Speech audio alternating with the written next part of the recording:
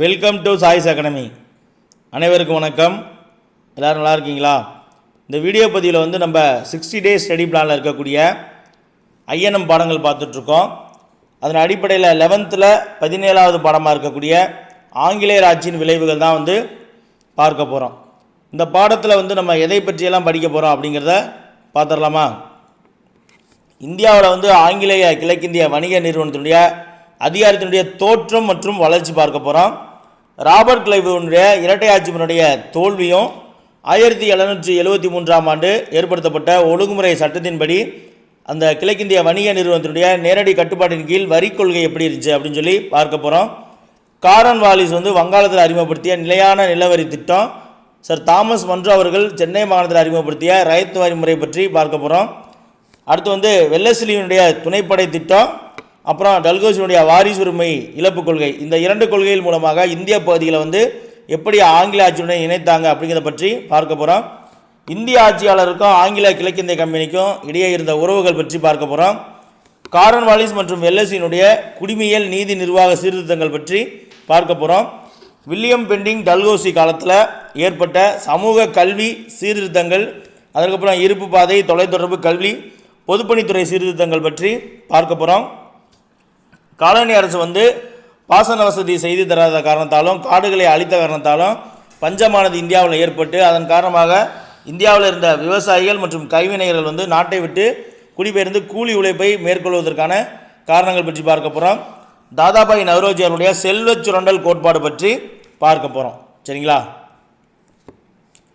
பாடத்தில் பாருங்கள், அறிமுகத்தில் என்ன கொடுத்துருக்காங்க அப்படின்னா, இந்தியாவில் முகலாய பேரரசுடைய அதிகாரம் வந்து வீழ்ந்த பிறகு என்ன ஆகுதுன்னா, இந்தியாவில் மைய அரசு அப்படிங்கிறது ஒன்று இல்லாமல் போயிடுச்சு.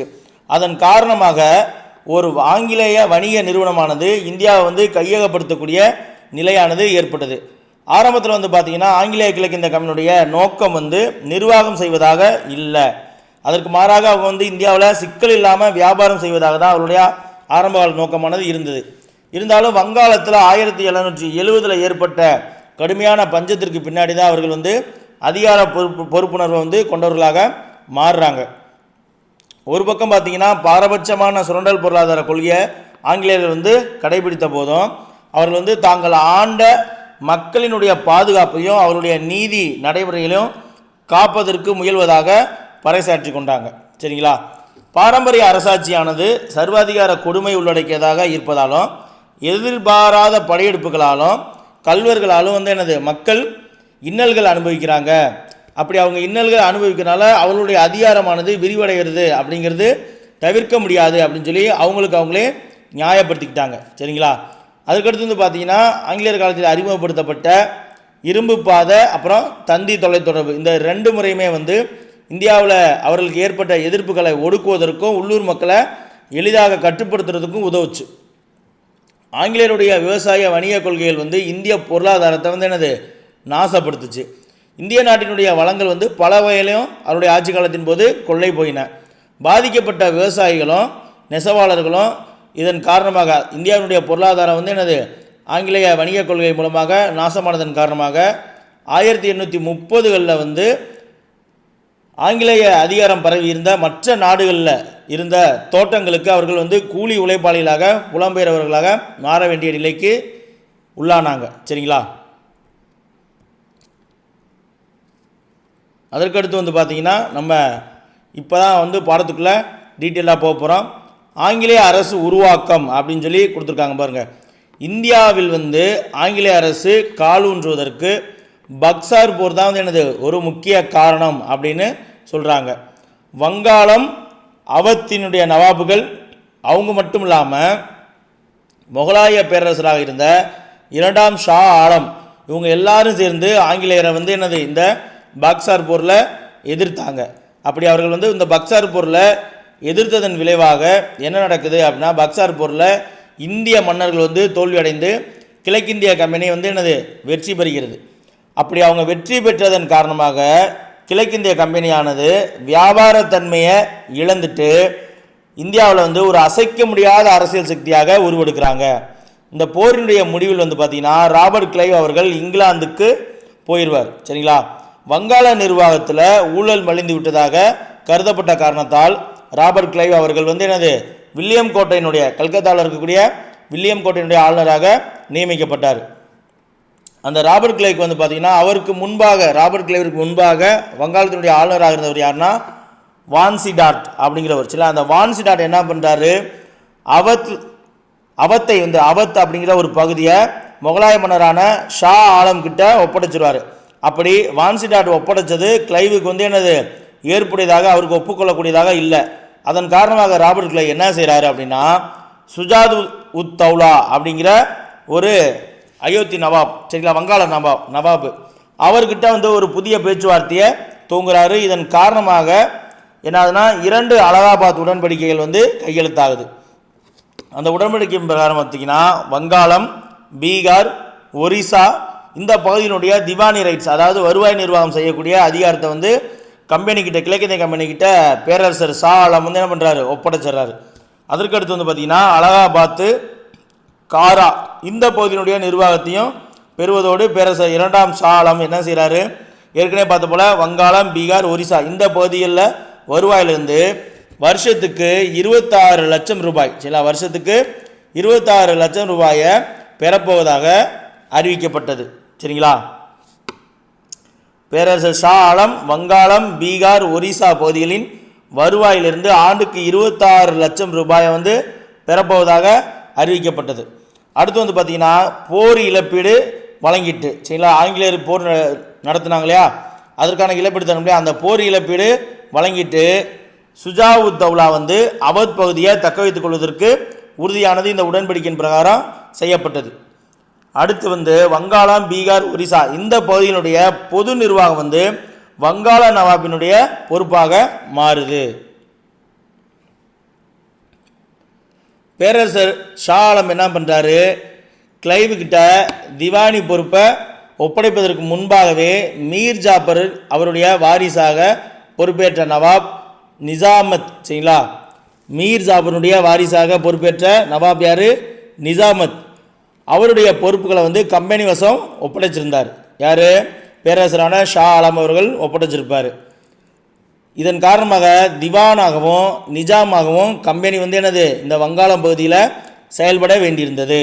சரிங்களா, பேரரசர் வந்து கிளைவ் கிட்ட திவானி பொறுப்பை ஒப்படைவதற்கு முன்னாடியே மீர் ஜாபருடைய வாரிசாக பொறுப்பேற்றிருந்த நவாப் நிசாமத் கிட்ட வந்து என்னது பொறுப்புகளை கம்பெனிக்கிட்ட அவர்கிட்ட இருந்த, அதாவது அந்த பகுதியில் இருக்கக்கூடிய நவாப் மற்றும் நிசாமத் பொறுப்பு, நிசாமத் பொறுப்புனா பொது நிர்வாகம் அப்படிங்கிற பொறுப்பு. சரிங்களா, அந்த பொது நிர்வாகம் செய்கிறாங்க இல்லையா, அந்த பொறுப்பிற்கான பெயர் தான் நிசாமத். அப்போ நவாப்புக்கான பொறுப்பையும் பொது நிர்வாகம் செய்யக்கூடிய நிசாமத் பொறுப்புகளையும் கம்பெனிக்கிட்ட யார், பேரரசர் வந்து ஒப்படைச்சிருப்பார். அதன் காரணமாக தான் அந்த வங்காள பகுதியில் நிஜாமாகவும் திவானாகவும் வருவாய் நிர்வாகம் செய்யக்கூடியவர்களாகவும் கம்பெனி வந்து என்னது செயல்பட வேண்டிய நிலையானது இருந்தது. திவானினுடைய கடமை வந்து என்ன அப்படின்னு பார்த்தீங்கன்னா வரி வசூலிப்பதும் குடிமக்களுடைய நீதி நிர்வாகத்தை கட்டுப்பாட்டுக்குள்ளே வைத்திருப்பது தான் வந்து என்னது திவானினுடைய கடமை. சரிங்களா, நிஜாமினுடைய கடமை என்ன அப்படின்னு சொல்லி பார்த்தீங்கன்னா இராணுவ செயல்பாடுகளும் குற்றவியல் நீதி வழங்கலும் தான் வந்து என்னது நிஜாமினுடைய கடமை. இப்போ நம்ம 2 பொறுப்புகளையும் பேரரசர் வந்து ஆங்கிலேயர்கிட்ட ஒப்படைச்சார்ல, அந்த 2 பொறுப்புகள் என்னென்ன அப்படின்னு சொல்லி பார்த்துட்டோம். திவான் அப்படின்னு சொல்லி யார் திவானா நியமிக்கிறாங்களோ அவர்களுடைய பொறுப்பு வந்து என்னது அப்படின்னு பார்த்தீங்கன்னா அந்த பகுதியில் வரி வசூலிக்கக்கூடியது, அந்த பகுதியில் இருக்கக்கூடிய குடிமக்களுடைய நீதி நிர்வாகத்தை கட்டுப்பாட்டில் வச்சுருக்கிறது தான் திவானினுடைய பொறுப்பு. நிஜாமினுடைய பொறுப்பு என்ன அப்படின்னு பார்த்தீங்கன்னா இராணுவ செயல்பாடுகளும் குற்றவியல் நீதி வழங்குறதும் நிஜாமினுடைய பொறுப்பு. இப்படி தான் கம்பெனி வந்து என்னது ஒரு உண்மையான முழு அதிகாரத்தையும் அதனுடைய தன்வசம் தக்க வைத்து கொண்டு வென்று சரிங்களா வெற்று நிர்வாக சுமையை மட்டுமே நவாபிடம் விட்டு வச்சது அப்படின்னு சொல்கிறாங்க. அதாவது இதன் காரணமாக கம்பெனி வந்து ஒரு முழு அதிகாரத்தை, உண்மையான அதிகாரத்தை அவங்க வச்சுக்கிட்டு சும்மா பேரளவில் ஒரு தலைவராக, ஒரு அதிகாரியாக, ஒரு ஆளுநராக இருக்கக்கூடிய பொறுப்பு, வெற்று நிர்வாக சுமையை வந்து என்னது வங்காள நவாப்கிட்ட விட்டு வச்சுருந்தாங்க. இந்த நிர்வாக முறையை தான் வந்து என்ன சொல்கிறாங்கன்னா இரட்டை ஆட்சி முறை அப்படின்னும் சொல்கிறாங்க, இல்லைன்னா இரட்டை அரசு முறை அப்படின்னு சொல்கிறாங்க.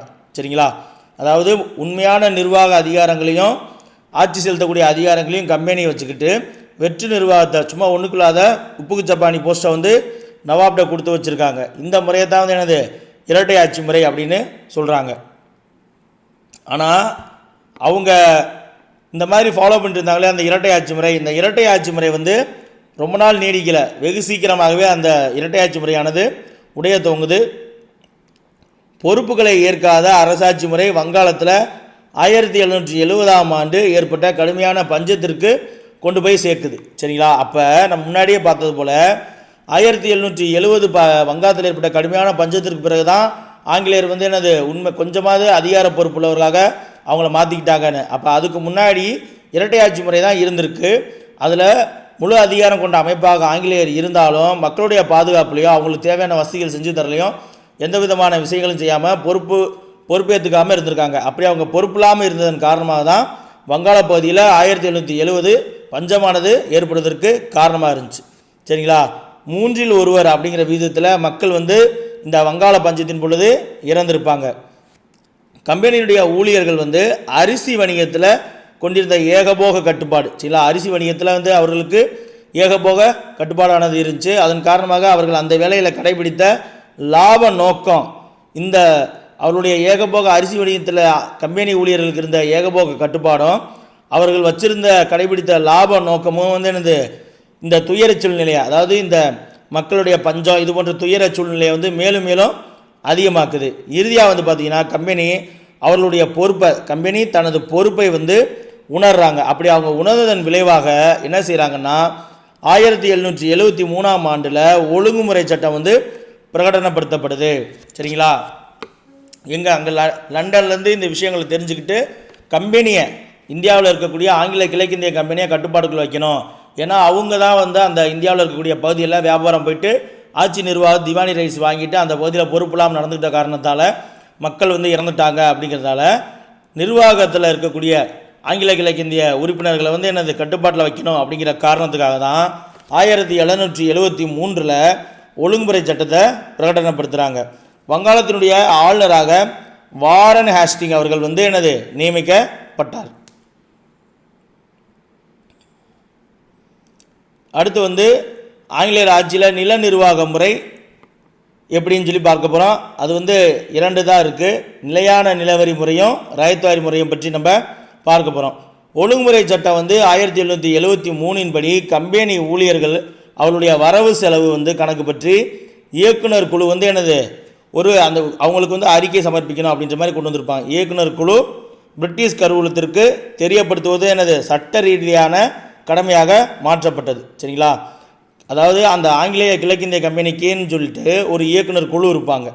அந்த இயக்குனர் குழு வந்து இந்தியாவில் இருக்கக்கூடிய ஆங்கிலேய கிழக்கிந்திய கம்பெனியுடைய ஊழியர்கள் இருக்காங்க இல்லையா, அவர்களுடைய வரவு செலவு கணக்கு இது பற்றி என்னது அறிக்கை வந்து சமர்ப்பிக்கணும் அப்படிங்கிறத வந்து என்னது சட்ட ரீதியாக மாற்றியிருக்காங்க. இப்போ நம்ம ஒரு பாக்ஸில் தகவல் கொடுத்துருக்காங்க, அதை பார்த்துடலாமா? 1772 வரைக்கும் கிழக்கிந்திய கம்பெனியுடைய நிர்வாக தலைவர் வந்து ஆளுநர் தான். சரிங்களா? 1772 வரைக்கும் கிழக்கிந்திய கம்பெனியுடைய நிர்வாக தலைவர் யார்? ஆளுநர். அவர் வந்து வில்லியம் கோட்டையிலோ அல்லது சென்னையில் இருக்கக்கூடிய ஜார்ஜ் கோட்டையிலோ அவர் வந்து இருப்பார். வில்லியம் கோட்டையில் வந்து ஆளுநராக பதவியில் இருந்தவர் வாரன் ஹேஸ்டிங். அவர் வந்து ஒழுங்குமுறை சட்டத்தின் மூலமாக கவர்னர் ஜெனரலாக என்னது பதவி உயர்த்தப்படுறார். 1773 ஒழுங்குமுறை சட்டம் கொண்டு வராங்க. அந்த ஒழுங்குமுறை சட்டத்தின் பிரகாரம் அப்போது வில்லியம் கோட்டையில் ஆளுநராக பதவியில் இருந்த வாரன் ஹேஸ்டிங் அவர்கள் வந்து என்னது கவர்னர் ஜெனரலாக பதவி உயர்த்துறாங்க. கவர்னர் ஜெனரல் கிழக்கிந்திய கம்பெனியின் இயக்குனர் மன்றத்தின் மூலமாக தேர்ந்தெடுக்கப்படுவார். சரிங்களா? கிழக்கிந்திய கம்பெனிக்குன்னு சொல்லி ஒரு இயக்குனர் மன்றம் இருக்கும். சரிங்களா? போர்ட் ஆஃப் டைரக்டர்ஸ்னு சொல்கிறாங்க இல்லையா, அதான் இயக்குனர் மன்றம். அதன் மூலமாக தான் கவர்னர் ஜெனரல் வந்து தேர்ந்தெடுக்கப்படுவாங்க. அந்த இயக்குனர் குழு தான் வந்து என்னது பிரிட்டிஷ் அரசாங்கத்துக்கு, சரிங்களா, பாருங்க, பிரிட்டிஷ் கருவூலத்துக்கு தெரியப்படுத்தணும். சரிங்களா? அதாவது இங்கே இருக்கக்கூடிய ஊழியர்களுடைய வரவு செலவு கணக்குகளை பிரிட்டிஷ் அந்த கிழக்கிந்திய கம்பெனியுடைய இயக்குனர் குழுவானது பிரிட்டிஷ் கருவூலத்திற்கு, சரிங்களா, பிரிட்டிஷ் அரசினுடைய கருவூலத்திற்கு தெரியப்படுத்தணும் அப்படின்னு சொல்லி இந்த ஒழுங்குமுறை சட்டத்தின் மூலமாக சொல்லியிருக்காங்க. அடுத்து வந்து பார்த்தீங்கன்னா இந்த பதவி இருக்குது பார்த்தீங்களா, 1833ஆம் ஆண்டு ஒரு பட்டய சட்டம் கொண்டு வராங்க. அந்த பட்டய சட்டத்தின் மூலமாக அந்த பதவி, அதாவது இந்த கவர்னர் ஜெனரல் பதவி கவர்னர் ஜெனரல், சரிங்களா, கவர்னர் ஜெனரலாக இருந்த பதவி இந்தியாவின் கவர்னர் ஜெனரல். இது வந்து வங்காளத்தின் கவர்னர் ஜெனரலாக பதவி உயர்த்தப்பட்டிருப்பார். யார்? வாரன் ஹேஸ்டிங்கு. அடுத்து வந்து 1833 அந்த கவர்னர் ஜெனரல் ஆஃப் பெங்கால் இருக்கு இல்லையா, அந்த பதவி கவர்னர் ஜெனரல் ஆஃப் இந்தியா அப்படின்னு என்னது அதை வந்து ப்ரமோட் பண்ணுறாங்க. அதுதான் வந்து அப்படி முதலாவதாக வந்தவர் தான் யார்? வில்லியம் பெண்டிங் பிரபு வருவார். அந்த பதவியுமே வந்து என்னது இயக்குனர் மன்றத்தால் தான் தேர்ந்தெடுக்கப்படுவதோடு அந்த பதவி வகிப்பவர் வந்து இயக்குனர் மன்றத்திற்கு கட்டுப்பட்டு செயல்பட வேண்டிய கடமையும் வந்து இருந்துச்சு. சரிங்களா? அடுத்து வந்து 1857 பெருங்கிளர்ச்சிக்கு பின்னாடி இந்திய அரசினுடைய பொறுப்பை, இந்தியாவுடைய நிர்வாக பொறுப்பை கிழக்கிந்திய கம்பெனியிலிருந்து இங்கிலாந்து அரசு என்னது நேரடியாக எடுத்துக்கொள்ள வகை செய்த 1858 ஆண்டினுடைய விக்டோரியா ராணியினுடைய பிரகடனம் வந்து எனது முதன்முறையாக அந்த பிரகடனம் வருது. அந்த பிரகடனத்தில் தான் வந்து எனது முதன்முறையாக வைஸ்ராய், அதாவது அரசு பிரதிநிதி அப்படிங்கிற ஒரு பதவி வந்து எனது கொண்டு வராங்க. அதன் அடிப்படையில் இந்தியாவுடைய முதல் வைஸ்ராய் வந்தவர் யாருன்னா கானிங் பிரபு அவர்கள். சரிங்களா? இந்த பிரிட்டிஷ் நாடாளுமன்றத்திற்கு கட்டுப்பட்ட முதல் வைஸ்ராய் மற்றும் இந்திய கவர்னர் ஜெனரலாக கானிங் பிரபு அவர்கள் தான் வந்து எனது நியமிக்கப்பட்டிருப்பார். சரிங்களா?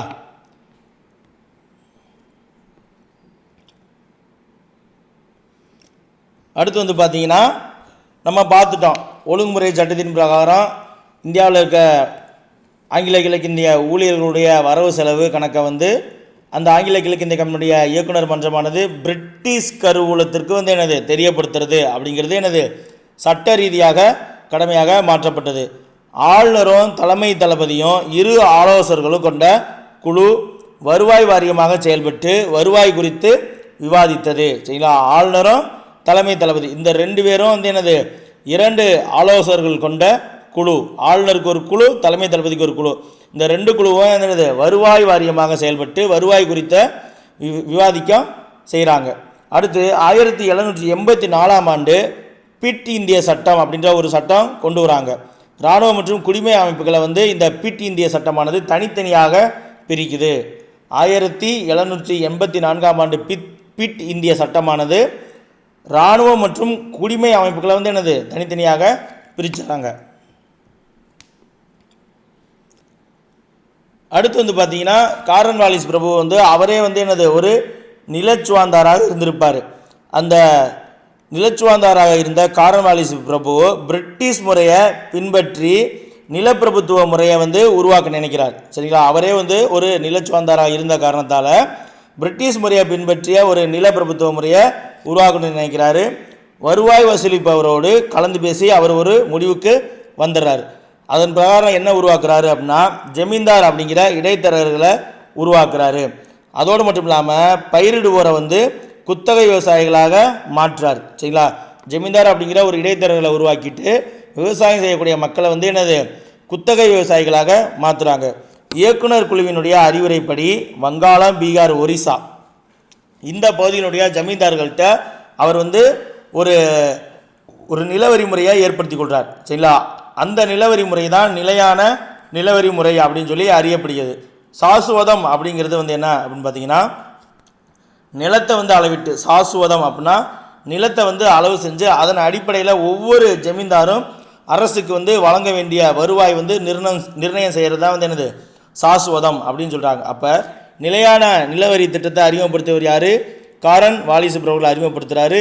ஏன் அப்படின்னா அவரே வந்து ஒரு நிலச்சுவாந்தாராக இருக்கார். அதன் காரணமாக பிரிட்டிஷ் நிலப்பிரபுத்துவ முறையை வந்து பின்பற்றி இவர் இந்தியாவில் வந்து ஒரு வருவாய் முறையை உருவாக்கணும் அப்படின்னு சொல்லி யோசிக்கிறாரு.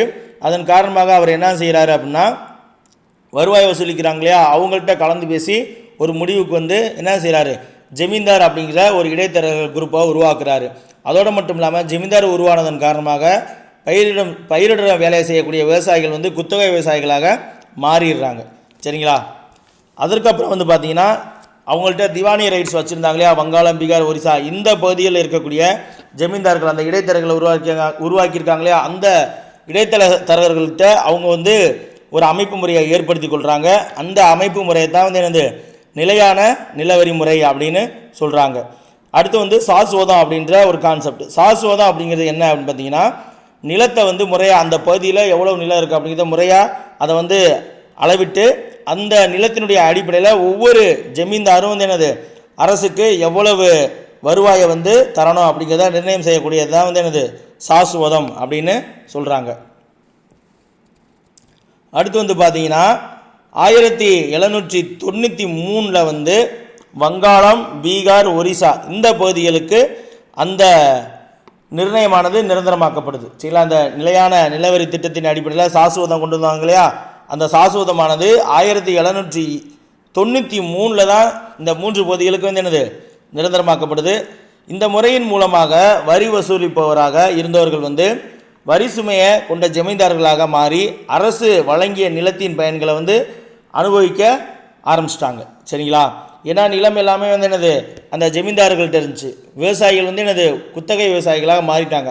அப்போ அந்த வரி வசூலிக்கக்கூடிய எல்லா பொறுப்புகளும் வந்து இந்த ஜமீன்தார்கள் வசம் போனதால் இவங்க வந்து அந்த நிலத்தினுடைய பயன்களை புறத்தையும் அனுபவிக்க ஆரம்பிச்சிட்டாங்க. நிர்ணயிக்கப்பட்ட மதிப்பிற்கு மேலாக வசூலிக்கப்பட்ட அனைத்தையுமே ஜமீன்தார்கள் கையப்படுத்தி கொண்டாங்க. அதாவது சாசுவதத்தின் அடிப்படையில் நிலத்தின் அடிப்படையில் வந்து என்னது ஒரு குறிப்பிட்ட அளவு வருவாயை ஒவ்வொரு ஜமீன்தாரும் கட்டணும் அப்படின்னு சொல்லி முடிவு பண்ணியிருந்தாங்க. ஆனால் ஜமீன்தார்கள் என்ன பண்ணுறாங்க, குத்தகை விவசாயிகள்கிட்ட அதற்கு மேலாக நிர்ணயிக்கப்பட்ட மதிப்பிற்கு மேலான வரியை வந்து வசூலித்து அப்படி அந்த மதிப்புக்கு மேலே அதிகமாக வசூலிக்கப்பட்ட அனைத்தையுமே ஜமீன்தார்கள் கையப்படுத்திக்கிட்டாங்க. சரிங்களா? அடுத்து வந்து 19ஆம் நூற்றாண்டின் முதல் கால் நூற்றாண்டில் சென்னை மாகாணத்தில் நிலவருவாய் வரலாற்றினுடைய தொடக்க காலம் அப்படின்னு சொல்கிறாங்க. 19ஆம் நூற்றாண்டினுடைய முதல் கால் நூற்றாண்டு தான் வந்து என்னது சென்னை மாகாணத்தினுடைய நிலவருவாய் வரலாற்றினுடைய தொடக்க காலம். ஆரம்பத்தில் பெரும் சர்ச்சைக்கு பிறகு நிரந்தர நிலவரி திட்டம் வந்து என்னது இங்கே சென்னை மாகாணத்திலேயே அறிமுகப்படுத்தப்படுகிறது. அதன் அடிப்படையில் செங்கல்பட்டு, சேலம், திண்டுக்கல் மாவட்டங்கள் வந்து பல மிட்டாக்களாக பிரிக்கப்படுகிறது. இந்த மிராசுதாரெலாம் கேள்விப்பட்டோம் இல்லையா, மிட்டா மிராசுன்னு சொல்லுவாங்க இல்லையா, அப்படி மிட்டாக்களாக பிரிக்கப்பட்டு அதிக தொகைக்கு அதை வந்து ஏல விடுறாங்க. ஏல விட்டு அதிக தொகைக்கு கேட்பவர்களுக்கு அந்த நிலங்கள் அந்த ஊர்களில் இருக்கக்கூடிய நிலங்கள் வந்து என்னது வழங்கப்பட்டது. அப்படி நிலவுரிமையை பெற்றவர்கள் வந்து வேளாண் குடிகளை என்ன செய்கிறாங்கன்னா அந்த விவசாயம் செய்வதற்கு பணியமர்த்திக்குவாங்க. சரிங்களா? அந்த பகுதியில் இருந்த வேளாண் குடிகள் நிலத்தை பூரா இவங்க என்ன செய்கிறாங்க அப்படின்னா ஏலத்தில் ஆங்கில அரசாங்கம் விடுறாங்களே, ஆங்கில கிழக்கு கம்பெனி, அப்படி ஏலத்தில் விட்டதை இவங்க ஒரு இப்போ யார்கிட்ட பணம் அதிகமாக இருக்கோ அவங்க அந்த நிலங்களை பூரா குத்தகைக்கு எடுத்துகிட்டு அந்த பகுதியில் பரம்பரையாக வந்து விவசாயம் செஞ்சுட்டு இருப்பாங்களே அந்த விவசாய குடிகளை வந்து அப்புறப்படுத்துகிறாங்க. அப்படி அப்புறப்படுத்திய காரணத்தால் என்ன ஆகுதுன்னா 1-2 வருஷங்கள்லேயே இந்த முறை வந்து என்னது தோல்வி அடையுது. தோல்வியை வந்து இவங்க எதிர்கொள்ள ஆரம்பிக்கிறாங்க. இதன் காரணமாக அந்த நிலவரி முறையானது என்னது கைவிடப்படுது. அதற்கப்புறம் வருவாய் வாரியம், சரிங்களா, போர்ட் ஆஃப் ரெவன்யூ அப்படிங்கிற வருவாய் வாரியம் வந்து கிராமங்களை வந்து குத்தகை கொடுக்கிற முயற்சியை வந்து என்னது மேற்கொள்ள ஆரம்பிச்சது. இந்த கிராம குத்தகை முறையில் பழைய வரி வசூல் வரலாற்றை அடிப்படையாக கொண்டு ஒவ்வொரு கிராமமும் வந்து என்னது 3 ஆண்டுகளுக்கு கொடுக்க வேண்டிய தொகை வந்து என்னது நிர்ணயம் செய்யப்பட்டது. ஒவ்வொரு கிராமமும் 3 வருஷங்களுக்கு இவ்வளவு பணம் வந்து கொடுக்கணும் அப்படின்னு சொல்லி தொகையை வந்து என்னது நிர்ணயம் செய்கிறாங்க. மிராசுதார் முறை வந்து நிலவிட்டிருந்த மாவட்டங்களில் நிலவரியை வசூலிக்கக்கூடிய பொறுப்பு வந்து மிராசுதாரர்கள்ட்ட கொடுக்கப்பட்டது. மிராசுதாரர்கள் வந்து இல்லாத பகுதியில் பார்த்திங்கன்னா கிராம தலைவர்கிட்ட அந்த பொறுப்பானது ஒப்படைக்கப்பட்டது. இந்த முறை வந்து எப்படி இருந்துச்சு அப்படின்னு பார்த்திங்கன்னா மோசமான பருவநிலை, தானிய விலை குறைவு, குறைந்த கால குத்தகை முறை போன்ற காரணங்களால் இந்த முறை என்னது தோல்வி அடையுது. சரிங்களா? இதற்கு முன்னாடி அவங்களே வந்து நிலங்களை குத்தகைக்கு விட்டுருப்பாங்க. அந்த மிட்டாக்கள் வந்து மிட்டாக்களாக குத்தகைக்கு விட்டுருப்பாங்க. அந்த மிட்டாக்கள் வந்து ஏலம் எடுத்துகிட்டு நிலங்களை ஏலம் எடுத்துகிட்டு என்ன செய்கிறாங்க, அங்கே இருக்கக்கூடிய விவசாய மக்கள் வந்து வெளியேற்றுறாங்க.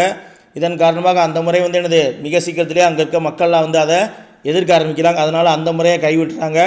அவங்க கைவிட்டதுக்கப்புறம் என்ன பண்ணுறாங்க, வருவாய் வாரியம் அப்படின்ற ஒரு அமைப்பை கொண்டு வராங்க. போர்ட் ஆஃப் ரெவன்யூன்ற ஒரு அமைப்பை கொண்டு வந்து அந்த அமைப்பு தான் வந்து கிராமங்களை வந்து இந்த குத்தகை கொடுக்கக்கூடிய முயற்சியை மேற்கொள்கிறாங்க. இந்த கிராம குத்தகை முறையில் வந்து பார்த்திங்கன்னா வரி வசூல் வரலாற்றை அடிப்படையாக வச்சு பழைய வரி வசூல் வரலாற்றை அடிப்படையாக வச்சு என்ன செய்கிறாங்க, 3 வருஷத்துக்கு ஒவ்வொரு கிராமமும் எவ்வளவு பணம் தரணும் அப்படின்னு சொல்லிட்டு அந்த ஒரு ஃபார்மெட்டை கொண்டு வராங்க. அதை வந்து வரி வசூலிக்கணும் இல்லையா, அந்த வரி வசூலிக்கக்கூடிய பொறுப்பு வந்து மிராசுதார் முறை வந்து எந்தெந்த பகுதியிலலாம் இருந்துச்சோ வரி வசூலிக்கக்கூடிய பொறுப்பை வந்து மிராசுதார்கிட்ட கொடுத்துட்றாங்க. மிராசுதார் இல்லாத பகுதியில் அந்தந்த கிராம தலைவர்கள் வந்து என்னது வரி வசூலிக்கக்கூடிய பொறுப்பு வந்து ஒப்படைக்கப்பட்டது. இந்த முறை வந்து மோசமான பருவநிலை, தானிய விலை குறைவு போன்ற காரணங்களால் வந்து என்னது இதுவுமே வந்து தோல்வி அடைஞ்சிருச்சு.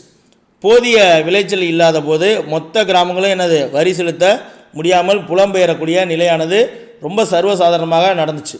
அரசு வந்து மாவட்ட ஆட்சியருடைய துணையோடு தான் அப்படி புலம்பெயர்ந்தவரை வந்து மறுகுடியமர்த்த முயற்சிகளை வந்து செய்ய வேண்டியதாக இருந்துச்சு. அதாவது இப்போ பருவமழை இல்லை அப்படின்னா விளைச்சல் இருக்காது, விளைச்சல் இல்லைன்னா அவங்களால அந்த போதிய வரியை செலுத்த முடியாது.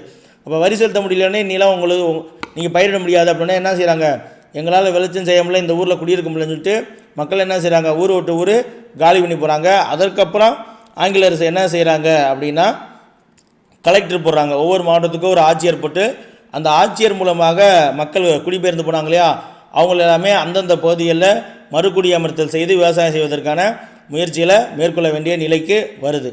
அடுத்து வந்து பார்த்திங்கன்னா 1814 வருஷம் இயக்குனர் குழுவில் ரயத்வாரி முறையானது அறிமுகப்படுத்துவது அப்படின்னு சொல்லி முடிவு செய்கிறாங்க. சரிங்களா, அப்போ ரயத்வாரி முறையை அறிமுகப்படுத்தணும் அப்படின்னு சொல்லி இயக்குனர் குழுவில் எப்போ முடிவு செஞ்சாங்க அப்படின்னா 1814. அப்போ வந்து ஆளுநராக இருந்தவர் யார் அப்படின்னு பார்த்தீங்கன்னா தாமஸ் மன்றோ அவர்கள். அவர் தான் வந்து இந்த ரயத்வாரி முறை வந்து உருவாக்குறாரு. வேளாண் நிலத்தினுடைய உரிமையாளரும் அதன் வரிகளை செலுத்துபவரும் அப்படின்ற பொருள் கொண்ட ரையா, சரிங்களா, ரையா அப்படின்ற ஒரு அரபு வார்த்தையினுடைய ஆங்கில திரிபு தான் வந்து என்னது ரயத். ரயத் அப்படின்ற சொல்லுக்கு வந்து உழவர் அப்படின்ற பொருள். எந்த விதமான இடைத்தரகருமே இல்லாமல் அரசே வந்து என்னது நேரடியாக பயிரிடுவோர்கிட்ட தொடர்பு கொள்வதுதான் இந்த ரயத் வரிமுறை. நிலவரி செலுத்தக்கூடிய வரைக்கும் விவசாயம் செய்வோர்கிட்ட வசம்தான் வந்து நிலமானது இருக்கும் அப்படிங்கிறது என்னது இந்த ரயத் வரி முறையின் மூலம் உறுதி செய்யப்பட்டது. அதாவது இப்போ என்கிட்ட ஒரு குறிப்பிட்ட நிலம் கொடுத்துருக்காங்கன்னா நான் எத்தனை வருஷம் தவறாமல் அவங்க கேட்கக்கூடிய வரியை வந்து நான் தவறாமல் செலுத்திட்டு இருக்கணும். அந்த நிலவரியை நான் செலுத்தக்கூடிய வரைக்கும் அந்த நிலமானது விவசாயம் செய்கிற என்கிட்ட தான் இருக்கும் அப்படிங்கிறத என்ன செய்கிறாங்க, இந்த ரயத் வரி முறையில் உறுதி செய்கிறாங்க. வரி செலுத்தாதவங்க இருக்காங்களே, அப்படி வரி செலுத்தாதவங்கள அந்த நிலத்திலிருந்து அப்புறப்படுத்துவதோடு மட்டும் இல்லாமல் அவர்களுடைய கட்டுப்பாட்டில் இருந்த கால்நடைகள், வீடு, தனிப்பட்ட உடைமை போன்ற அனைத்தையுமே வந்து என்னது பறிமுதல் செய்கிறாங்க. அடுத்து வந்து அரசு வந்து பயிர் செய்யப்பட்ட ஒவ்வொரு வயலில் இருந்தும் கிடைக்கக்கூடிய வருவாயை வந்து கணிக்கிறாங்க. கணிச்சிட்டு என்ன செய்கிறாங்க, தானிய விலை மாற்றம், சந்தைப்படுத்தக்கூடிய வசதிகள், பாசன வசதி போன்ற காரணிகளை அடிப்படையாக கொண்டு 30 ஆண்டுகளுக்கு ஒரு முறை தீர்வு மறுபரிசீலனைக்கு வந்து என்னது உட்படுத்தப்பட்டது. சரிங்களா, 30 ஆண்டுகளுக்கு ஒரு முறை தீர்வு அப்படின்னா 30 ஆண்டுகளுக்கு ஒரு முறையான ஒரு அமௌண்ட்டு அப்படின்னு சொல்லி நிர்ணயம் செய்கிறாங்க. இதை வந்து என்னது மறுபரிசீலனைக்கு உட்படுத்தலாம் அப்படின்ற ஒரு முறையை கொண்டு வராங்க. சரிங்களா, இந்த ரயத் வரி முறை நிலத்தில் வந்து தனி உடைமையை அறிமுகப்படுத்துது. சரிங்களா, ஏன்னா நிலம் வச்சுருக்கவங்கள்ட்டே அரசு வந்து என்னது நேரடியாக இந்த ரயத் வரி முறையில் வரி வசூலை செஞ்சுவாங்க. அதனால் வந்து என்னது நிலத்தில் வந்து என்னது தனி உடைமையை ரயத் வரி முறையானது அறிமுகப்படுத்துது. தனிப்பட்ட உடைமையாளருடைய பெயர் பதிவு வந்து செய்யப்பட்டு அவர்களுக்கு பட்டாவானது வழங்கப்பட்டது. இப்போ என்கிட்ட ஒரு குறிப்பிட்ட அளவு நிலம் இருக்குது, தனி உடைமையாக இருக்குது அப்படின்னா அப்படி தனிப்பட்ட உடைமையாளர்னா என்னுடைய பெயரை வந்து பதிவு செஞ்சு எனக்கு வந்து பட்டா கொடுத்துருவாங்க. அவர்கள் வந்து நிலத்தை விற்கிறதுக்கும் அடமானம் வைப்பதற்கும் குத்தகை விடுவதற்கும் உரிமையை வந்து மாற்றி கொடுப்பதற்கு அனுமதிக்கப்பட்டிருந்தாங்க.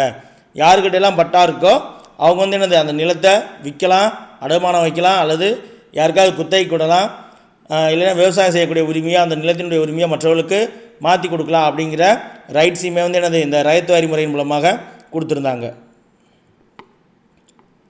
அடுத்து வந்து நம்ம தாமஸ் மன்றோ அவர்கள் பற்றி வந்து பாக்ஸில் கொடுத்துருக்காங்க, அதை பார்த்துடலாமா. தாமஸ் மன்றோ அவர்கள் 1780 வந்து மெட்ராஸ் வந்து என்னது வந்திருப்பார். மொதல் 12 வருஷங்கள் வந்து அவர் ஒரு படை வீரராக மைசூர் போரில் பங்கேற்றிருப்பார். சரிங்களா, 1780 வந்த தாமஸ் மன்றோ அவர்கள் அப்போது வந்து பார்த்திங்கன்னா 1780 இரண்டாவது மைசூர் போர் நடந்துகிட்ருக்கோம். மொதல் 12 வருஷம் பார்த்திங்கன்னா அவர் மைசூர் போரில் ஒரு படை வீரராக தான் செயல்பட்டிருப்பார். அதற்கப்புறம் அவர் சேலம் மாவட்டம் பாராமகால் பகுதியில் 1792 99 வரைக்கும், அதுக்கப்புறம் கனரா பகுதி கர்நாடகாவில் இருக்கக்கூடிய கனரா பகுதியில் 1799 800 வரையிலும் வேலை பார்த்துருப்பார். அடுத்து வந்து பார்த்திங்கன்னா பிரித்தெடுக்கப்பட்ட மாவட்டங்களாக இருந்த கடப்பா, கர்னூல், சித்தூர், அனந்தபுர் இந்த பகுதிகளுக்கு ஆட்சியராக அவர் பணிபுரிந்திருப்பார். இந்த காலத்தில் தான் அவர் வந்து தாமஸ் மன்றோ அவர்கள் ரயத் வரி முறை பற்றி யோசிக்க ஆரம்பித்தார். சரிங்களா, அடுத்து வந்து பார்த்திங்கன்னா 1820 அவர் என்ன பண்ணுறாரு, மெட்ராஸ் மாகாணத்தினுடைய ஆளுநராக பொறுப்பை ஏற்றிருப்பார். தாமஸ் மன்றோ அவர்கள் 1820 மெட்ராஸ் மாகாணத்தினுடைய ஆளுநராக பொறுப்பேற்று அதன் பின்பு 7 வருடங்கள் 1822 1927 வரைக்கும் மெட்ராஸ் மாகாணத்தினுடைய ஆளுநராக வேலை செஞ்சுருப்பார். அப்போ தான் 1822 என்ன பண்ணுறாரு, இந்த ரயத்வாரி முறையை வந்து அவர் சென்னை மாகாணத்தில் அறிமுகப்படுத்தி அதற்கு செயலூற்றார். சரிங்களா? இவர் ஆளுநராக இருந்த காலத்தில் கல்விக்கு முக்கியத்துவம் வந்து கொடுத்துருப்பார். சரிங்களா? இவர் தான் வந்து இவருடைய விவாதத்தின் காரணமாக தான் 1823 கல்விக்கான பொதுக்குழு அப்படிங்கிறது உருவாக்கியிருப்பாங்க. சரிங்களா? 1823 பாருங்க, கல்விக்கான செலவினங்களை எதிர்காலத்திற்கான முதலீடாக தான் தாமஸ் மன்றோ அவர்கள் வந்து என்னது கருதியிருப்பார். நிர்வாகத்தில் இந்தியர்கள் பெருமளவில் பங்காற்றுவதை தாமஸ் மன்றோ அவர்கள் ஆதரித்திருப்பார்.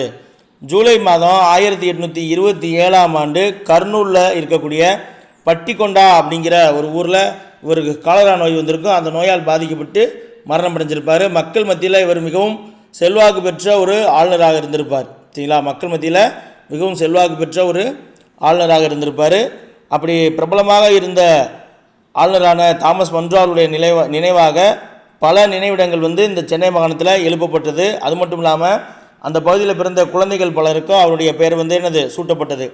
பொதுமக்களிடமிருந்து வசூலிக்கப்பட்ட பணத்திலிருந்து அவருடைய சிலை, தாமஸ் மன்றோருடைய சிலையானது வடிவமைக்கப்பட்டு 1839 சென்னையில் நிறுவியிருப்பாங்க. சரிங்களா? அதற்கடுத்து வந்து நம்ம துணைப்படை திட்டம் வாரிசு உரிமை இழப்பு கொள்கையை பற்றி பார்க்க போகிறோம். கவர்னர் ஜெனரல் வெல்லஸ்லி வந்து 1798 805 வரைக்கும் கவர்னர் ஜெனரலாக வெல்லஸ்லி பிரபு அவர்கள் வந்து இருந்திருப்பார். பிரிட்டிஷ் ஆட்சியை உறுதி செய்யணும் அப்படின்ற ஒரு காரணத்தை அவர் பின்பற்றியிருப்பார். சரிங்களா? அது முன்னோக்கிய கொள்கையில் வந்து என்னது இந்தியாவில் பின்பற்றியிருப்பார். அதன் காரணமாக அவர் என்ன செய்கிறார்னா, சிற்றரசுகளை போர் வெற்றியின் மூலமாக அவர் வசப்படுத்தலை. அதற்கு மாறாக அவர் என்ன செய்கிறார்னா, அந்த அரசர்கள் எல்லாத்தையும் பெயரளவுக்கு அவர்களை வந்து அங்கீகரிச்சுட்டு, சரிங்களா, அதாவது பெயரளவில் அவர் அங்கீகரிச்சுட்டு அவர்களுக்கு மானியம் தரார். ஓய்வூதியம் மாதிரி மானியம் தந்து அவர்களுடைய மொத்த நிர்வாகத்தையும் என்ன பண்ணுறாரு, வெல்லஸ்லி வசப்படுத்துகிறாரு. சரிங்களா? வெல்லஸ்லிக்கு முன்பாகவே இந்திய அரசுகளோடு கம்பெனி வந்து என்னது கூட்டணி அமைத்திருந்த நிஜாம், அவர் வர்றதுக்கு முன்னாடியே கம்பெனி கூட சிலர் வந்து பேச்சுவார்த்தையில் கூட்டணியில் இருப்பாங்க இல்லையா, அப்படி இருந்த நிஜாமும் அவத் நிஜாமும் என்ன பண்ணுறாங்க, பிரிட்டிஷ் படைகளை வந்து பராமரிக்க மானியம் வாங்கிட்டு இருந்திருப்பாங்க. ஆனால் அப்படி பராமரித்த படைப்பிரிவுகள் வந்து அவர்களுடைய நாட்டு எல்லைக்கு வெளியே தான் நிறுத்தப்பட்டிருந்துச்சு. சரிங்களா? அந்த அவத் நவாப் நிஜாம் இருக்காங்க இல்லையா, அவர்களுடைய எல்லைக்கு வெளியே தான் நிறுத்தப்பட்டிருந்துச்சு. இந்த துணைப்படை திட்டம் பார்த்தீங்களா, அந்த திட்டத்தை இவர் வெல்லஸ்லி தான் அறிமுகப்படுத்தியிருப்பார்.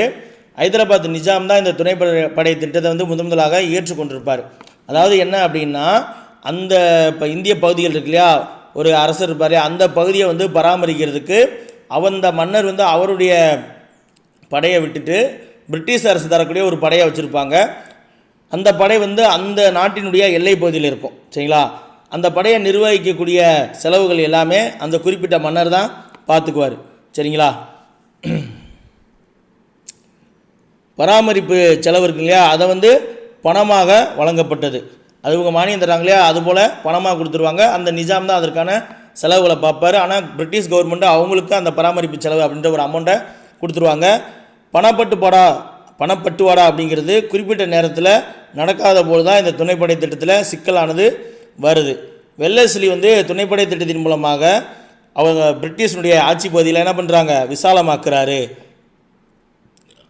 அதோடு மட்டும் இல்லாமல் ஹைதராபாத், மைசூர், லக்னோ, அப்புறம் மராத்திய பேஷ்வா, போன்ஸ்லே, சிந்தியா, குவாலியனுடைய சிந்தியா, கோல்காப்பூருடைய போன்ஸ்லே போன்ற அரசுகள் எல்லாத்தையும், அந்த அரசர்களையும் இவர் இந்த துணைப்படை திட்டத்தின் கீழே வெல்லஸ்லி வந்து என்னது கொண்டு வந்திருப்பார். இது ரொம்ப முக்கியமான பாயிண்ட் பாருங்கள். ஹைதராபாத்து, மைசூரு, லக்னோ, மராத்தியாவினுடைய பேஷ்வாக்கள், அப்புறம் கோல்காப்பூருடைய போன்ஸ்லே, குவாலியருடைய சிந்தியா போன்ற எல்லா அரசுகளையும் வெல்லஸ்லி வந்து அவருடைய துணைப்படை திட்டத்தின் கீழ் கொண்டு வந்திருப்பார். அடுத்து வந்து நம்ம துணைப்படை திட்டத்தினுடைய கூறுகள் என்னென்ன அப்படின்னு சொல்லி பார்க்க போகிறோம். இந்த துணைப்படை திட்டத்துக்குள்ளே வரக்கூடிய இந்திய ஆட்சியாளர்கள் தனது சொந்த படைகளை வந்து என்னது கலைத்துட்டு பிரிட்டிஷ் படைகளை வந்து ஏற்றுக்கொள்ளணும். அப்படி அவர்கள் அனுப்பக்கூடிய அதிகாரி ஒருவரை வந்து என்னது ஸ்தானிகராக வச்சுருக்கணும். அடுத்தது பிரிட்டிஷ் படைகளுக்கான பராமரிப்பு செலவை அந்தந்த மன்னர்கள் வந்து என்னது ஏற்கணும். அப்படி ஏற்க முடியாத பொழுது மாகாணத்தினுடைய ஒரு பகுதியை பிரிட்டிஷார்கிட்ட கொடுத்துடணும். அடுத்து பாதுகாப்புக்கு உட்பட்ட அரசர் வந்து பிற ஐரோப்பிய நாடுகளுடான தொடர்பை வந்து என்னது துண்டித்து கொள்ளணும். இந்த துணைப்படை திட்டத்தில் இணைந்து கொள்ளக்கூடிய அரசர்கள் வந்து என்னது மற்ற ஐரோப்பிய நாடுகள், இப்போ ஃப்ரெஞ்சு இருந்தாங்க, போர்ச்சுகல் இருந்தாங்களே, அவங்கள்ட்டலாம் எந்த விதமான டச்சும் வச்சுக்கூடாது அப்படின்னு சொல்கிறாங்க. அதிலும் வந்து பார்த்திங்கன்னா கண்டிப்பாக ஃப்ரெஞ்சு நிர்வாகத்தினுடைய தொடர்போடு வந்து என்னது இருக்கக்கூடாது. அடுத்து பிரிட்டிஷ்காரங்களோட அனுமதி இல்லாமல் மற்ற ஐரோப்பியரை பணியில் வேலைக்கு அமர்த்தக்கூடாது. அடுத்து பிற இந்திய அரசர்களோடு கம்பெனியுடைய அனுமதி இல்லாமல் பேச்சுவார்த்தையில் ஈடுபடக்கூடாது. துணைப்படை திட்டத்தில் சேராத நாடுகள் இருப்பாங்க இல்லையா, அவங்கள்ட்ட பிரிட்டிஷ் அரசுகள்கிட்ட அனுமதி வாங்காமல் என்னது மன்னிக்கணும், அதாவது கிழக்கிந்திய கம்பெனிகிட்ட அனுமதி வாங்காமல் பேச்சுவார்த்தை நடத்தக்கூடாது. எந்த அரசுமே வந்து பிற அரசுகளுடைய உள்நாட்டு பிரச்சனைகளில் தலையிடக்கூடாது. இப்படி சுதேச அரசுகள் வந்து அவருடைய இறையாண்மையை இழந்து அரசியல் மற்றும் இராணுவ விவகாரங்களில் கம்பெனியே வந்து என்னது முழுவதுமாக சார்ந்திருக்கக்கூடிய நிலையானது இந்த துணைப்படை திட்டத்தின் மூலமாக உருவாக்கப்பட்டது. சரிங்களா? அடுத்து இந்த துணைப்படை திட்டம் வந்து கம்பெனி அரசினுடைய இராணுவ பலத்தை வந்து என்னது உயர்த்துது. ஏன்னா பாதுகாப்புக்கு உட்பட்ட மன்னர்கிட்ட சொந்த படை அப்படிங்கிறது இல்லாமல் போயிடும். இவங்க அனுப்புகிற படையை தான் வச்சு அவங்க அந்த நாட்டை பாதுகாத்துக்கிட்டு இருப்பாங்க. அப்படிங்கும் பொழுது என்னாகும், சொந்த படை இல்லை அப்படிங்கும்போது பிரிட்டிஷினுடைய இராணுவ பலம் வந்து இந்த இடத்துல ஆட்டோமேட்டிக்காக அதிகமாயிரும். அதனுடைய ஒட்டுமொத்த திறனையும் வந்து என்னது பிரிட்டிஷ் இராணுவத்தினுடைய பலத்தை உயர்த்தியதோடு மட்டும் இல்லாமல் அதனுடைய ஒட்டுமொத்த திறனையும் என்னது கூட்டுது. அதனுடைய உடனடி விளைவு அப்படிங்கிறது வந்து பார்த்திங்கன்னா சொந்த நாட்டில் ஆயிரக்கணக்கான தொழில்முறை போர் வீரர்கள் வந்து வேலை இல்லாமல் போயிட்டாங்க. அந்தந்த நாட்டில் இருந்த படையில் கலைக்கும் பொழுது அந்தந்த நாட்டில் இருந்த படை வீரர்கள்லாம் என்ன பண்ணுவாங்க, அவங்களுக்கு வேலை இல்லாமல் போயிடும். அப்படி வேலை இல்லாமல் போன கட்டவிழ்த்து விடப்பட்ட வீரர்கள் தான் வந்து பின்னாளில் வந்து என்னது கொள்ளைக்காரராக மாறுறாங்க. இப்போ நம்ம தீரன் அத்தியாயம் 1 படம் பார்த்தோம்னா அதில் அந்த ஃப்ளாஷ்பேக்கில் சொல்லுவாங்க இல்லையா, இவங்க ராஜ்புத்துக்கிட்ட வந்து போர் வீரராக இருப்பாங்க. அப்புறம் பிரிட்டிஷ் ஆட்சியில் படைகளை கலைச்சோன்னே இவங்களாம் பிழைப்புக்கு என்ன செய்ய தெரியாமல் காட்டுக்குள்ளே போயிடுவாங்க, அதுக்கப்புறம் கொள்ளையடிப்பாங்க அப்படின்னு சொல்லுவாங்க இல்லையா, அதுபோல். அப்போ போர் வீரர்கள் வந்து வேலை இல்லாமல் போன காரணத்தால் அவங்க பிழைப்புக்கு அவங்கள்ட்ட நிலம் இருக்காது. அவங்களுடைய முழு நேர வேலையை வந்து என்னது போர் செய்வது, இது போன்ற விஷயங்கள் காவல் பணிக்கு போகிறது. இப்படி இருக்கும் பொழுது பிழைப்புக்காக என்ன செய்யுதுன்னு தெரியாமல் அவங்க எல்லாமே என்னது கொலைக்காரர்களாக மாறிடுவாங்க. அப்படி மாறிய ஒரு குரூப் தான் வந்து என்னது பிண்டாரிகள். பிண்டாரிகளுடைய எண்ணிக்கை துணைப்படை திட்டத்திற்கு பின்பு கணிசமாக உயர்ந்தது. பிண்டாரிகள் அப்படிங்கிற கொள்ளையர்களுடைய எண்ணிக்கையானது இந்த துணைப்படை திட்டத்திற்கு அப்புறம் தான் என்னது அதிகமாக ஆரம்பித்தது. இந்திய அரசுகளுக்கு பல்வேறு வாக்குறுதிகளை வந்து கிழக்கிந்திய கம்பெனி வழங்கினாலும் பாதுகாப்புக்குள் இருந்த பல அரசுகளுடைய நிர்வாகம் வந்து என்னது திறம்பட இருந்துச்சு இல்லை அப்படின்னு சொல்லி குற்றம் சுற்றி அதை எல்லாத்தையும் இணைப்பது வந்து பிரிட்டிஷ் அரசுக்கு மிக இலகுவாக இருந்துச்சு. சரிங்களா?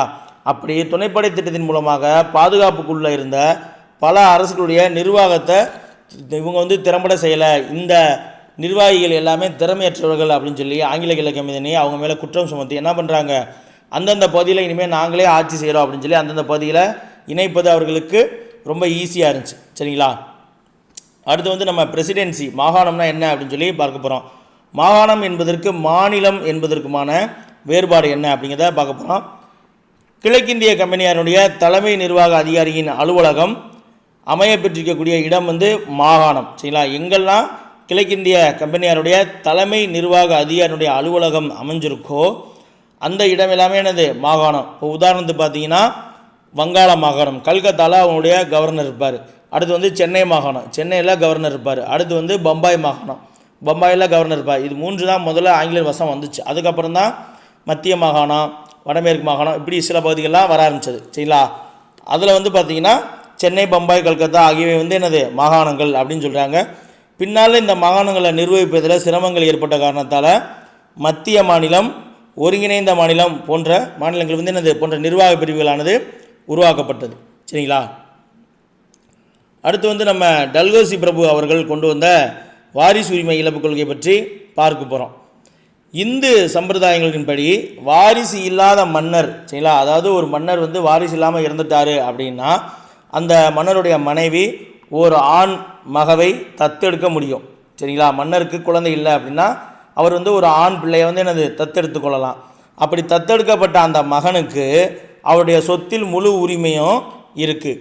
இந்த சூழலில் உச்ச அதிகாரத்திற்கு, சரிங்களா, அதாவது இங்கிலாந்துக்கு கட்டுப்பட்ட ஒரு சிற்றரசனுடைய அந்த சிற்றரசு இல்லையா, அந்த சிற்றரசு அதிகாரத்தின் அனுமதி பெறாமல் வாரிசுகளை நியமிக்க முடியுமா அப்படிங்கிற கேள்வி எழுந்தது அப்படின்னு சொல்லியிருக்காங்க. அதாவது இந்து ரிலீஜனுடைய நம்பிக்கைகளின்படி ஒரு வாரிசில்லாத மன்னர் என்ன செய்யலாம்னா ஒரு ஆண் பிள்ளையை வந்து அவருடைய வாரிசாக தத்தெடுத்துக்கலாம். அப்படி தத்தெடுக்கக்கூடிய மகனுக்கு வந்து என்னது எல்லா விதமான அதிகாரங்களும் இருக்குது. சரிங்களா, அவருடைய சொத்துக்களில் முழு உரிமையும் இருக்குது. அப்படி இப்போ வந்து பார்த்திங்கன்னா இந்த அரசுகள் எல்லாமே யாருக்கு கீழே இருக்காங்க? இங்கிலாந்துக்கு கீழே, கிழக்கிந்திய கம்பெனியாக கட்டுப்பாட்டு கீழே இருக்காங்க. அப்படி கட்டுப்பாட்டில் இருக்கக்கூடிய ஒரு சிற்றரசு அவர்களுக்கு மேலே இருக்கக்கூடிய அந்த உச்சபட்ச அதிகாரமான இங்கிலாந்தினுடைய அனுமதி வாங்காமல் அவருடைய வாரிசை வந்து நியமிக்க முடியுமா அப்படின்ற ஒரு கேள்வியானது எழுது. அப்போ தான் டல்கௌசி வராரு. டல்கௌசி வரவுக்கு முன்பு வரை கம்பெனி அரசினுடைய அனுமதியை வந்து ஸ்வீகாரத்திற்கு முன்போ அது பின்போ அரச குடும்பத்தினர் வந்து வாங்கிட்டு இருந்தாங்க. ஸ்வீகாரம் செய்கிறது அப்படின்னா ஸ்வீகார புத்திரன் அப்படின்வாங்க. தத்து எடுக்கக்கூடிய குழந்தைய வந்து ஸ்வீகார புத்திரன் அப்படின்னு சொல்லுவாங்க. அதுதான் வந்து ஸ்வீகாரம் அப்படின்னு சொல்லுவாங்க, தத்தெடுக்கிற முறையை. அப்போ டல்கௌசி வர்றதுக்கு முன்னாடி வரைக்கும் இப்படி வாரிசு இல்லாத மன்னர் என்ன செய்கிறாரு, அவருடைய ஒரு தத்தெடுக்கிற பிள்ளையா அந்த தத்தெடுக்கான அனுமதியை தத்தெடுப்பதற்கு முன்னாடியோ அல்லது தத்தெடுத்ததுக்கு பின்னாடியோ, தத்தெடுக்கு முன்னாடினா நான் இப்படி ஒரு பையனை தத்தெடுக்க போகிறேன், அவனுக்கு தான் எனக்கு அடுத்த வாரிசு அப்படின்னு சொல்லி போய் அங்கே அனுமதி வாங்குவாங்க. இல்லைன்னா தத்து எடுத்துகிட்டு நான் இப்படி ஒரு பையனை வந்து தத்தெடுத்துட்டேன், இவன் தான் எனக்கு அடுத்த வாரிசு அப்படின்னு சொல்லி பிரிட்டிஷ் கவர்மெண்ட்டு என்ன பண்ணுவாங்க, பெர்மிஷன் வாங்குவாங்க. டல்கௌசி வந்ததுக்கப்புறம் என்ன சொல்கிறாங்க, அரச குடும்பத்தினர் என்னது டல்கௌசி வந்து இந்த முறையை உச்சபட்ச அதிகாரத்தினுடைய பார்வைக்கு சென்றால் சட்டப்பூர்வமான சிக்கலை வந்து எதிர்கொள்ளலாம் அப்படின்னு சொல்லி நினைக்கிறாரு. அப்போ இந்த விஷயம் வந்து வரும்பொழுது என்ன ஆகுதுன்னா, இப்போ ஒரு மன்னருக்கு வந்து பார்த்திங்கன்னா 2 மனைவிகள் இருக்கலாம். அந்த காலத்து நடைமுறை அப்படி தானே. அப்போ ஒருவேளை இவர் ஒரு பையனை தேர்ந்தெடுக்க வேறு அவருடைய சிற்றப்பா பிள்ளைகள் இவங்க இருப்பாங்க, அவங்க வந்து ஆட்சிக்கு வந்து பிரச்சனைகள் வருது இல்லையா, இந்த சிக்கல்கள் ஏற்படும் அப்படின்ற காரணத்தால் டல்கௌசி என்ன பண்ணுறாரு, இந்த முறையை நீக்கிறாரு. அப்படி தத்தெடுக்கப்பட்ட வாரிசுகள் அரியணை ஏறுவது கம்பெனி அரசால் செல்லாது என அறிவிக்கவும் வாய்ப்பு இருக்குது. இந்த போல் பிரச்சனை வரும் பொழுது கம்பெனி அரசு வந்து என்ன பண்ணுறாங்க, அதாவது உச்சபட்ச அதிகாரம் கம்பெனிக்கினுடைய உச்ச அதிகாரத்துக்கு இந்த தத்தெடுக்கக்கூடிய முறை வந்து போச்சு அப்படின்னா இது வந்து எனது பல்வேறு சட்டப்பூர்வம் இப்போ யார் கரெக்டான வாரிசு அப்படின்னு தேர்ந்தெடுக்கல சிக்கல்கள் வரும் அப்படின்னு யோசிக்கிறாரு. அப்படி ஒருவேளை அவங்க யாரையோ ஒருத்தர் நியமித்தாலும் அவங்கள வந்து அந்த தத்தெடுக்கப்பட்ட வாரிசுகள் வந்து அவங்க அரியணைக்கு ஏறுறது வந்து கம்பெனி அரசு வந்து என்னது செல்லாது அப்படின்னு சொல்லி அறிவிக்கிறதுக்கும் வாய்ப்பு இருந்துச்சு. அப்படி இருக்கும் பொழுது தான் டல்கௌசி என்ன பண்ணுறாரு, இந்த வாரிசு இழப்பு கொள்கையை அறிமுகப்படுத்துகிறாரு. சரிங்களா, வாரிசு இழப்பு கொள்கையின் கீழ் முதலில் வீழ்ந்த அரசு எது அப்படின்னு பார்த்தீங்கன்னா சதாரா. அப்போ இனிமேல் ஒரு இந்திய மன்னருக்கு வாரிசு இல்லை அப்படின்னா அவர் யாரையும் தத்தெடுக்க வேண்டியதில்லை, அந்த அரசனுடைய பகுதிகளை கம்பெனி நிர்வாகமே எடுத்துக்கிட்டு அதற்கான நிர்வாக வேலைகளை பார்க்கும் அப்படின்னு சொல்லி டல்கௌசி கொண்டு வராரு. அப்படி அந்த வாரிசு உரிமை இழப்பு கொள்கையின் கீழே முதலாக ஆங்கில பகுதிகளுடன் இணைக்கப்பட்ட அரசு வந்து பார்த்திங்கன்னா சதாரா. சதாராவினுடைய மன்னராக இருந்தவர் யாருன்னா ஷாஜி. ஷாஜி அவர்கள் எப்போ 1848ஆம் ஆண்டு ஷாஜி வந்து இறந்து போகிறாரு. அவர் இறந்ததுக்கப்புறம் அவருடைய தத்தெடுக்கப்பட்ட வாரிசை வந்து டல்கௌசி என்ன பண்ணுறாரு, அங்கீகரிக்க மாட்டேங்கிறார், நிராகரிக்கிறார். அடுத்து வந்து பார்த்திங்கன்னா ஜான்சியினுடைய மன்னராக இருந்தவர் யாருன்னா கங்காதர் ராவ். கங்காதர் ராவ் நவம்பர் மாதம் 1853 இறந்துடுறாரு. அவர் இறந்த உடனே அவருடைய அந்த அரசு வந்து டல்கௌசியால் வந்து இணைக்கப்பட்டது. அதற்கப்புறம் தான் அதெல்லாம் எதிர்த்து தான் வந்து லட்சுமிபாய் அவர்கள் 57 புரட்சியில் களமிறங்குறாங்க. சரிங்களா, அதான் கொடுத்துருக்காங்க. அவரது விதவை மனைவியான ராணி லட்சுமிபாய் 1957 பெருங்கிளர்ச்சியின் போது பெரும் பங்காற்றிருப்பார். குழந்தைகள் இல்லாமலே அடுத்து வந்து பார்த்திங்கன்னா 3ஆம் ரகுஜி போன்ஸ்லே அவர்களும் 1853 மறைந்துடுவார். உடனே நாக்பூரும் எனது உடனடியாக கம்பெனி ஆட்சியின் கீழே இணைக்கப்பட்டது. அடுத்து வந்து பார்த்திங்கன்னா மராத்தினுடைய கடைசி பேஷ்வா சரிங்களா 2ஆம் பாஜிராவ் இருக்கார் இல்லையா, அவர் 1851 இறந்துடுவார். அவருடைய தத்து புதல்வர் தான் நானா சாஹிப். கான்பூர் பகுதியில் கிளர்ச்சிக்கு தலைமையேற்றிருப்பார் இல்லையா நானா சாஹிப். அவரை வந்து கம்பெனி அரசு என்ன பண்ணுறாங்க, நிராகரிக்கிறாங்க. அவருக்கு தர வேண்டிய அந்த ஓய்வூதியத்தை தர மறுக்கிறாங்க. அதனால் அவர் புரட்சியில் இறங்குறார். அவர் வந்து 33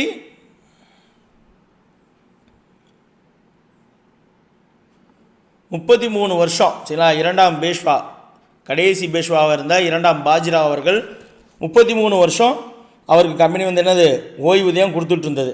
ஆனால் டல்கௌசி என்ன பண்ணுறாரு, அவருடைய தத்து வாரிசான நானா சாஹிப்புக்கு ஓய்வூதியம் தரமாட்டேன் அப்படின்னு சொல்கிறார். இப்படி வாரிசு உரிமை இழப்பு கொள்கை வந்து நாடு பிடிக்கக்கூடிய உத்தியாக செயல் வடிவமானது பெற்றது. இருந்தாலும் பிரிட்டிஷனுடைய முடியரசு இந்திய நாட்டினுடைய பொறுப்பை ஏற்ற பின்பு இந்த வாரிசு இழப்பு கொள்கையை வந்து என்னது திரும்ப பெற்றது. சரிங்களா? இப்போ நம்ம நில வருவாய் முறை, அடுத்து வந்து துணைப்படை திட்டம், அதற்கடுத்து வந்து வாரிசு இழப்பு கொள்கை, இந்த மூன்றுமே வந்து நம்ம டீட்டெயிலாகவே பார்த்துட்டு வந்திருக்கோம். சரிங்களா? அடுத்து மீதம் இருக்கக்கூடிய பகுதிகளை வந்து நம்ம அடுத்த பதிவில் பார்ப்போம். சரிங்களா? தேங்க்யூ.